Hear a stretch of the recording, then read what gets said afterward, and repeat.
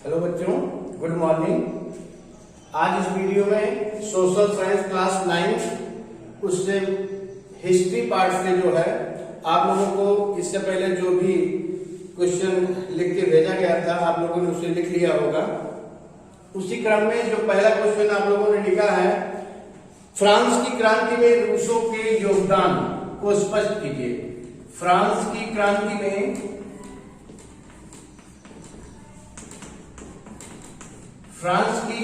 में रूसों के योगदान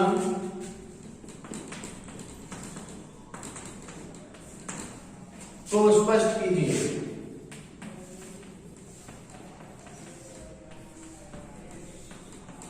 यही प्रश्न था पहला लघुत्तरीय में कि फ्रांस की क्रांति में रूसों का योगदान क्या था।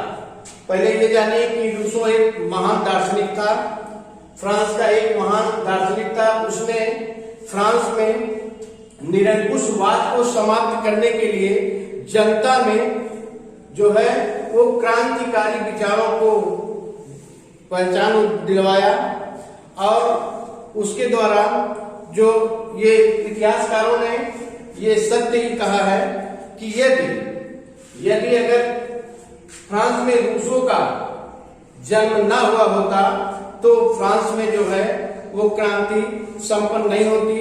वास्तव में रूसों ने लोगों के मन में या लोगों के समक्ष ऐसे विचार प्रस्तुत किए जिसका फ्रांस के लोगों पर बहुत अधिक प्रभाव पड़ा और उसने फ्रांस में एक ऐसी ज्योति प्रज्वलित की जो कभी बुझ ना सकी। तो पहले प्रश्न में यही है कि फ्रांस की क्रांति में रूसों का योगदान। रूसो एक महान दार्शनिक था, उसने फ्रांस से निरंकुशवाद को समाप्त करने के लिए जनता के समक्ष ऐसे विचार प्रस्तुत किए जिसका वहां की जनता यानी कि रूस की जनता पर व्यापक प्रभाव पड़ा। और इतिहासकारों ने कहा है रूसों के बारे में कि यदि फ्रांस में रूसों का जन्म न हुआ होता तो शायद फ्रांस में क्रांति न हुई होती, जो कि 1789 ईस्वी में आप लोगों को बताया गया है क्वेश्चन में कि फ्रांस की क्रांति 1789 ईस्वी में हुई और उसने जनता में ऐसे विचार प्रस्तुत किए जिसका वहां के लोगों पर गहरा प्रभाव पड़ा और वो क्रांति के लिए आगे बढ़े और उसने एक ऐसी ज्योति प्रज्वलित की जो कि फ्रांस में कभी बुझ ना सकी। इसी क्रम में दूसरा प्रश्न था, ये पहला प्रश्न नंबर 2। प्रश्न 14 जुलाई को फ्रांस में राष्ट्रीय पर्व क्यों मनाया जाता है?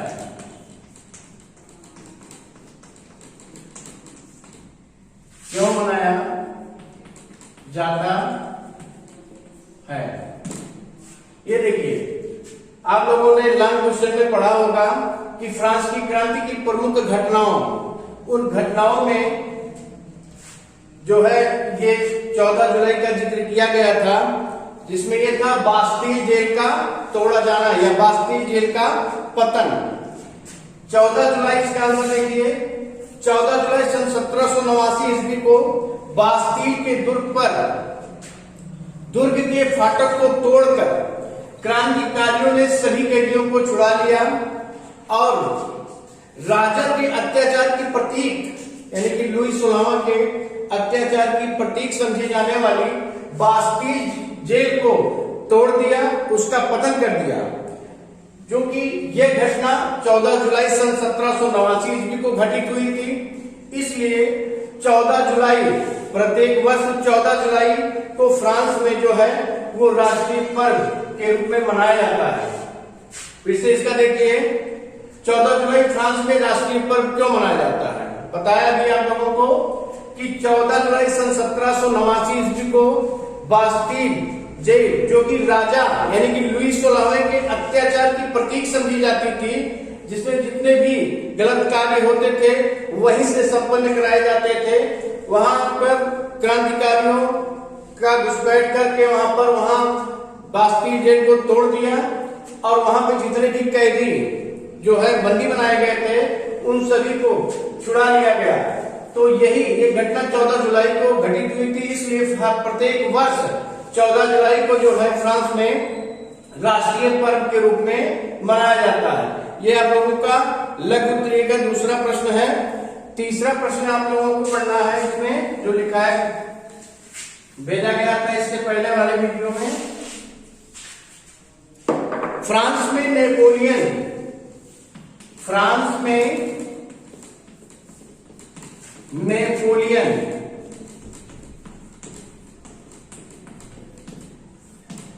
नेपोलियन की क्या भूमिका थी? क्या भूमिका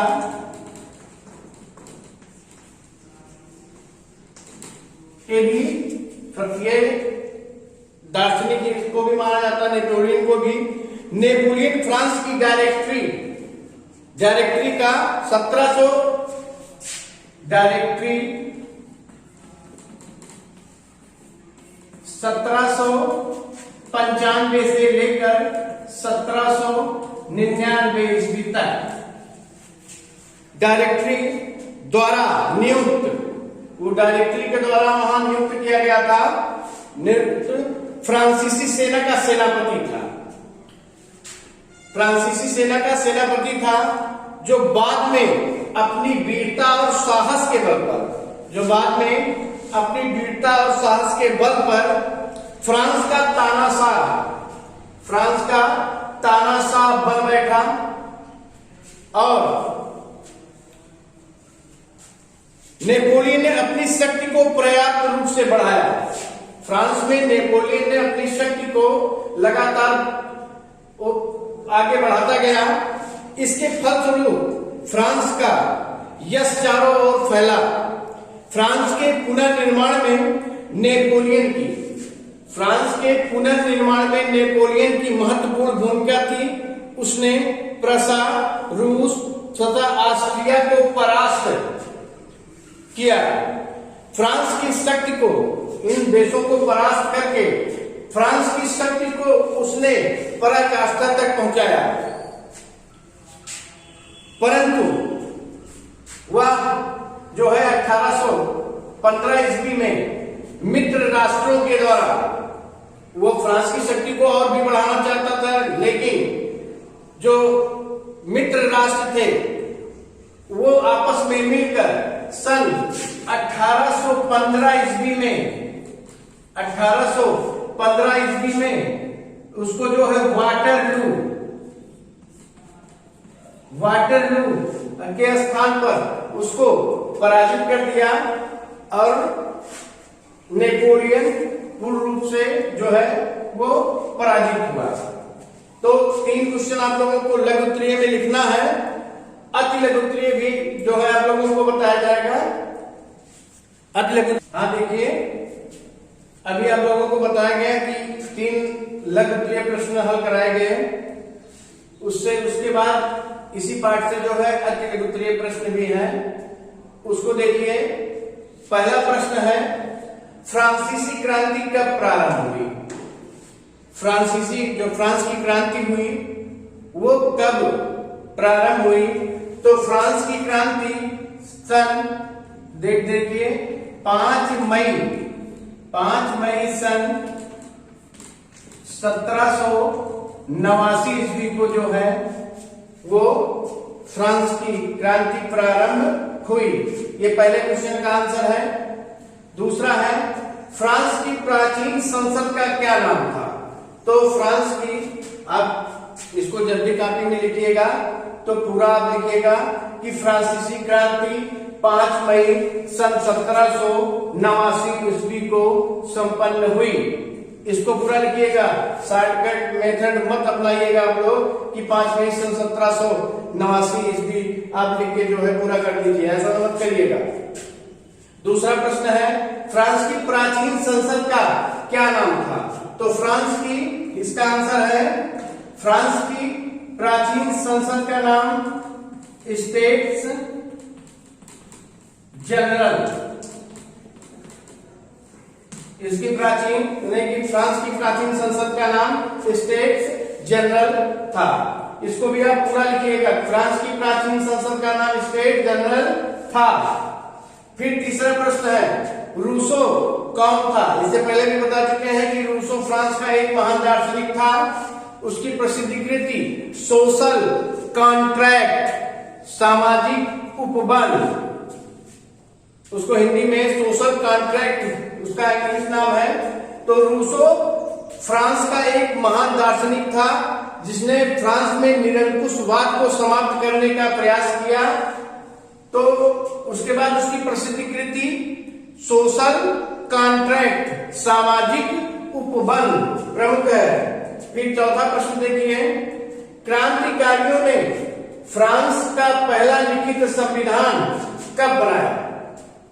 तो क्रांतिकारियों ने जो क्रांति हुई फ्रांस की वो 5 मई सन 1789 ईस्वी, उसके 2 वर्ष बाद सन 1791 ईस्वी को जो है फ्रांस का पहला लिखित संविधान बनाया गया। अब देखिए पांचवा प्रश्न जो है लघुत्तरीय में आप लोगों को लिखाया जा रहा है, जो वो है नेपोलियन।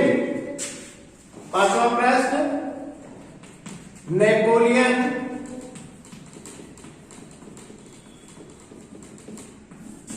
बोनापार्ट की पराजय कब और कहां हुई?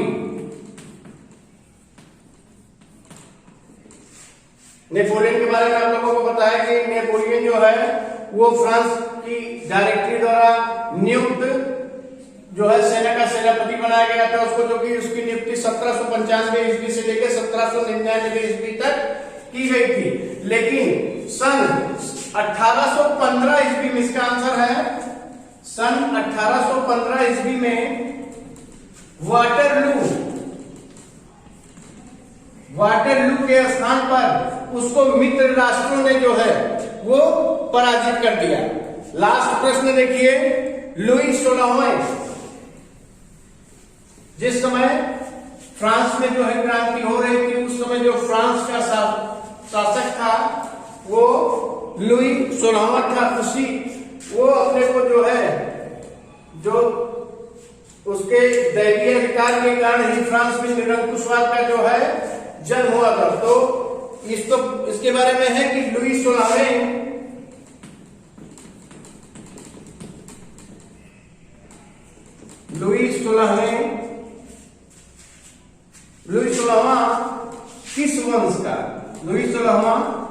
किस वंश का शासक था? किस वंश का शासक था? तो लुई 16वां जो है इसका आंसर है लुई 16वां बूर्बो वंश का शासक था। तो ये आप लोगों को जो है पार्ट 1 से जो कि फ्रांस की क्रांति से संबंधित है जितने भी क्वेश्चन थे आप लोगों को वो सब बता दिए गए हैं, लॉन्ग क्वेश्चन बताए गए हैं।